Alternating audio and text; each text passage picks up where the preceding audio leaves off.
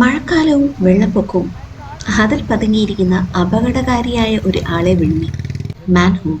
ഈ ഒരു മാൻഹോളിനെ കുറിച്ച് ഇത് കാണുമ്പോഴും കേൾക്കുമ്പോഴും എൻ്റെ മനസ്സിലേക്ക് ഓടിയെത്തുന്നത് കുറച്ച് വർഷങ്ങൾക്ക് മുമ്പ് ഞാൻ കേട്ട ഒരു കാര്യമാണ്.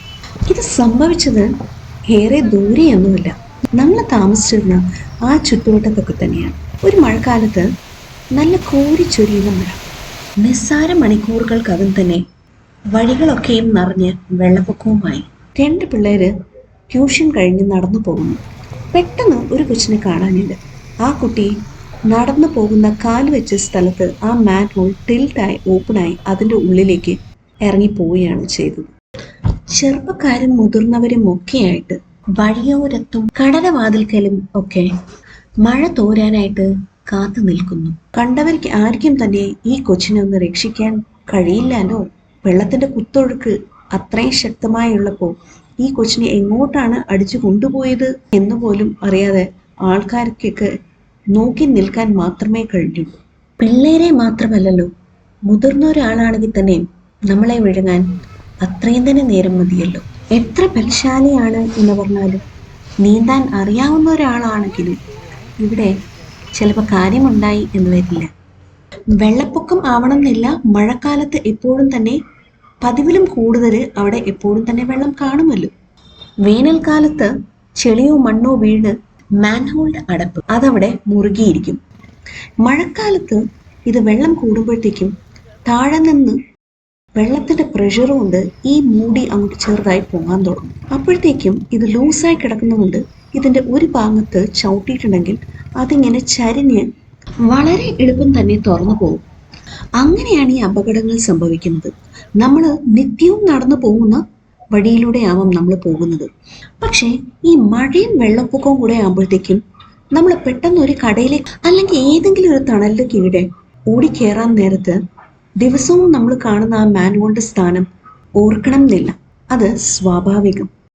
പ്രത്യേകിച്ച് പിള്ളേരെ വെള്ളപ്പൊക്കമുള്ള ദിവസങ്ങളിൽ നേരങ്ങളിൽ തനിച്ച് എങ്ങോട്ടും തന്നെ ഒരു മുതിർന്ന ആളുടെ സാന്നിധ്യവും കൂടെ ഇല്ലാതെ പുറത്തേക്ക് വിടാതെ ഇരിക്കുക. സ്കൂളിലേക്ക് തന്നെ പോകുന്ന പിള്ളേർ തീരെ ഒഴിവാക്കാൻ പറ്റാത്ത സാഹചര്യമാണെങ്കിൽ അവരെ തീർത്തും പറഞ്ഞ് മനസ്സിലാക്കി കൊടുക്കുക. സൂക്ഷിക്കണം, അതിൽ നിന്ന് മാറിപ്പോകണം എന്ന് മാത്രം പറഞ്ഞുകൊണ്ട് നിർത്തിക്കളയരുത്. അത് എന്തുകൊണ്ട് എന്ന് പറഞ്ഞ് മനസ്സിലാക്കണം. മഴക്കാലത്ത് അറിയാതെ മാൻഹോളിന്റെ അരികത്ത് ചവിട്ടി പോയിട്ടുണ്ടെങ്കിൽ തുറന്നു പോകാൻ വളരെ എളുപ്പമാണ് എന്ന് പറഞ്ഞ് മനസ്സിലാക്കി കൊടുക്കുക. ഇല്ലെങ്കിൽ അവരത് നമ്മൾ ഇതുവഴി എപ്പോഴും പോകുന്ന വഴിയല്ലേ, എപ്പോഴും കളിച്ചു നടക്കുന്ന സ്ഥലങ്ങളല്ലേ എന്നോർത്ത് പതുങ്ങിയിരിക്കുന്ന അപകട സാഹചര്യങ്ങൾ തിരിച്ചറിയാതെ പോകരുത്.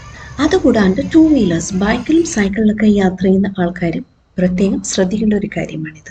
വെള്ളപ്പൊക്കമൊന്നും അധികം ഇല്ലാത്ത നേരമാണെങ്കിൽ തന്നെയും ട്രാഫിക്കിൽ ഇങ്ങനെ കെട്ടിക്കിടക്കുമ്പോഴത്തേക്കും വണ്ടി ഇങ്ങനെ മുട്ടിയില്ല എന്നുള്ള രീതിക്ക് ഇങ്ങനെ പതുക്കെ നീങ്ങി പോകുമ്പോൾ തൊട്ട് മുമ്പിൽ കിടക്കുന്ന മാൻഹോൾ നമ്മൾ കാണില്ല.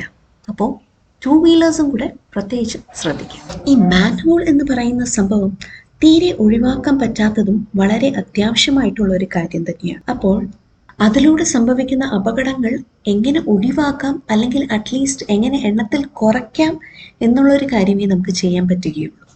അതുകൊണ്ട് തന്നെ എൻ്റെ മനസ്സിൽ തോന്നിയ കുറച്ച് കാര്യങ്ങൾ ഞാൻ പറയാം. നല്ല ഭാരിച്ചതും ഉയരം കൂടിയതായ ഏതെങ്കിലും ഒരു സാധനം നാട്ടുകാർ തന്നെയാണെങ്കിലും കൂടി അതിൻ്റെ മേലെ അടയാളപ്പെടുത്താൻ എടുത്തു വെക്കാം. വഴിയിൽ വെള്ളത്തിൽ മുഴുകി കിടക്കാത്തതായ ഭാഗങ്ങളുണ്ടെങ്കിൽ അതിലൂടെ മാത്രം നടന്നു പോകാം.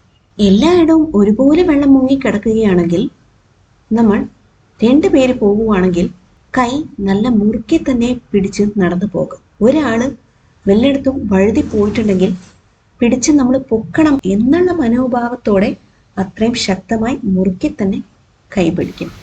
മറ്റൊരു വഴി, പുഴയും ആറുമൊക്കെ ഉള്ള സ്ഥലത്ത് വെള്ളം പൊങ്ങുന്ന കാലത്ത് പാലം ഏത് പുഴ ഏത് എന്ന് തിരിച്ചറിഞ്ഞ് സുരക്ഷിതമായി നടന്നു പോകാനായിട്ട് നീളനെ കയറ് കെട്ടിക്കൊടുക്കാറുണ്ട്. കയറോ ചങ്ങലയാണെങ്കിലും നമുക്ക് ഉപയോഗിക്കാം. ഇത് നമുക്ക് വഴിയോരങ്ങളിലും ഇങ്ങനത്തെ സാഹചര്യങ്ങളിൽ ചെയ്യാം. എൻ്റെ അറിവിലുള്ള കുറച്ച് കാര്യങ്ങളാണ് ഞാനിവിടെ പറഞ്ഞിട്ടുള്ളത്. നിങ്ങളുടെ അറിവിൽ കൂടുതലായി എന്തെങ്കിലും ചെയ്യാൻ പറ്റുന്ന കാര്യങ്ങളുണ്ടെങ്കിൽ കമൻറ്റ് ചെയ്യാം. നല്ല കുറച്ച് ഐഡിയാസ് ആണെങ്കിൽ അത് ബേസ് ചെയ്ത് ആൾക്കാരിലേക്ക് എത്തിക്കാൻ തീർച്ചയായിട്ടും ഞാൻ ഒരു വീഡിയോ ഉണ്ടാക്കാം.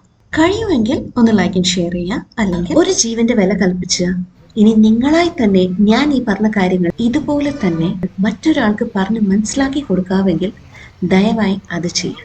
ഈ ഒരു മഴക്കാലമെങ്കിലും ഈ ഒരു രീതിക്ക് വരുന്ന അപകട മരണങ്ങളുടെ എണ്ണം ഒന്ന് കുറയ്ക്കാൻ എങ്കിലും ശ്രമിക്കാം.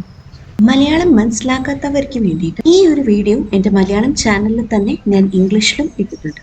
See you again with a nice video. This is Godse from Godse's Version Malayalam. Take good care. Thank you.